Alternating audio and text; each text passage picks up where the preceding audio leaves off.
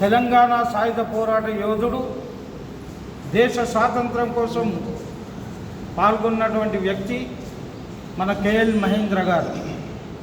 ఆయనే Singareni colonies workers union రాష్ట్ర అధ్యక్షునిగా, ఆ తర్వాత ఏఐటీసీ ఆల్ ఇండియా జనరల్ సెక్రటరీగా పనిచేయడం జరిగింది.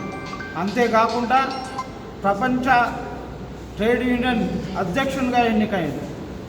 ఇవన్నీ ఆయనే ఒక ట్రేడ్ యూనియనిస్టు. ఆయన ఎన్నో పాఠాలు ఈనాడు ఈ సింగరేణి కాలనీస్ వర్కర్స్ యూనియన్ ఈ చట్టాలపైన కానీ వేటి మీద కానీ అవగాహన ఉన్నదంటే ఆయన నేర్పినటువంటి పాఠాలే ఈరోజు మన కామ్రేడ్స్ అందరూ ఆయన బాటలో నడవటం జరుగుతూ ఉన్నది. ఈరోజు ఆయనే ఆనాడు నైజాం ప్రభుత్వానికి వ్యతిరేకంగా చాలా పోరాటాలు చేసిండు. మన యూనియన్ కూడా ఎన్నో ఒడిదుడుకులు వచ్చినా చిక్కులు వచ్చినా ఆయన సలహాలతోటి ఈ యూనియన్ను ఇంతవరకు కొనసాగించడం, ఆయన ఆశయాల ద్వారా కొనసాగించడం జరుగుతూ ఉన్నది.